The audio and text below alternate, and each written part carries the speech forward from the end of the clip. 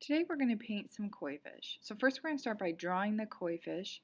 We're going to kind of draw an oval that has a tail, or maybe you want to think of it as a teardrop that's kind of curved.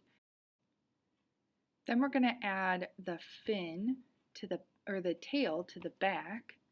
So it's kind of like two oval type shapes, or leaf shapes, I guess you could call them, that are kind of smushed together and coming off of the back of the fish. Then we're going to add two fins to the sides of the fish. And these can be kind of like leaf shapes, or kind of like more like a triangle shape.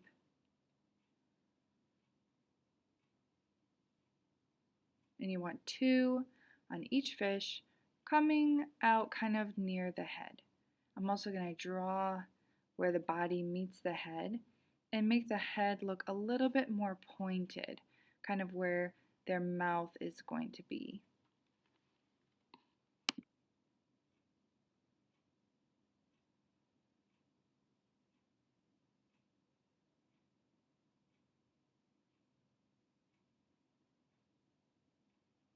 Once those are drawn, we're going to add the eyes. You're just going to add two circles on either side of the head. I'm going to make mine nice and big.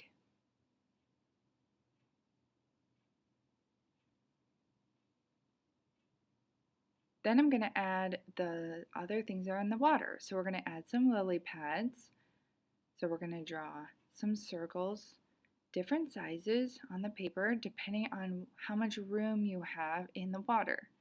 So just kind of add a circle wherever you think there's plenty of space. And then you're going to want to leave a little bit of space for flowers, because lily pads also grow flowers.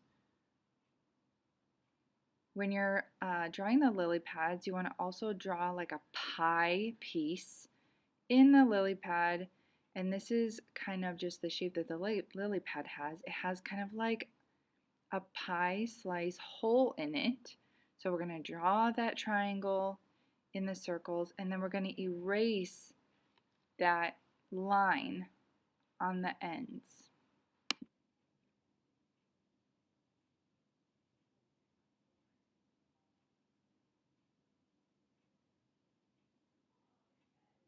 So now it'll kind of look like a pie that has a slice taken out of it. Then we're going to find some spots to draw flowers.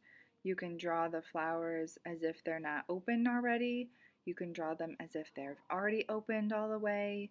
They can be coming off the side of the page, or just be kind of plopped in the middle. You can do a combination of the two, which is kind of what I'm doing, depending on how much space I have. So I'm going to draw a couple coming off the side of the page, and then a couple that are just totally open flowers where I have a little bit more room.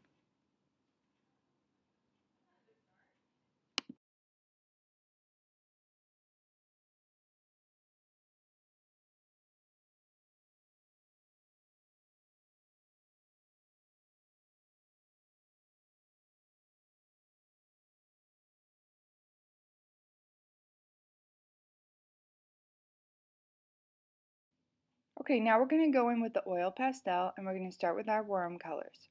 Our warm colors are red, orange, yellow, and pink.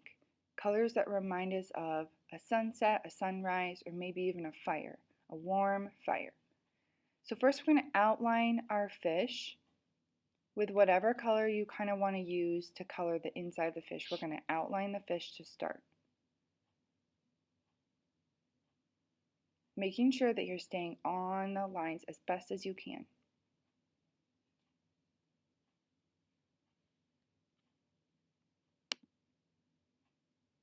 Once you've outlined, then you're going to start filling in with the colors. You can use one color, two colors, all of the warm colors, however you want your fish to look.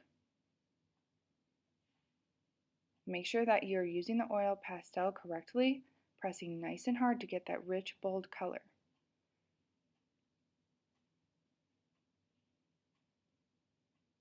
Now for the scales, I'm going to use a line that's kind of like waves in an ocean, okay, or maybe you want to call it a W type of line or an M upside down. Okay, this is going to give it kind of a scale type effect. You can use one color or multiple colors for the scales.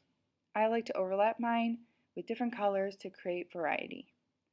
Then for the background, you're going to be using your cool colors, green, blue, and purple. I wouldn't use a ton of blue because we're going to be painting the water blue. Now we're going to work on the eyeballs. You're going to go ahead and take a black oil pastel.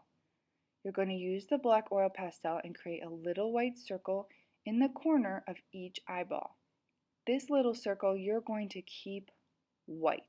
You're not going to color in.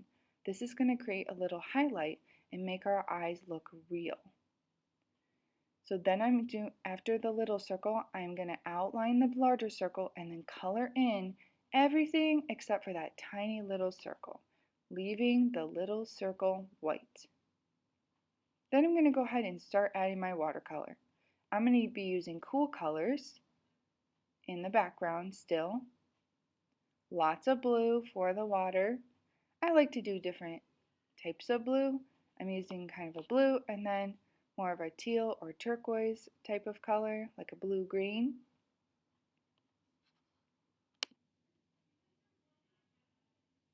After I'm done with the blue, I'm going to go in with the green and some purple to finish up my details.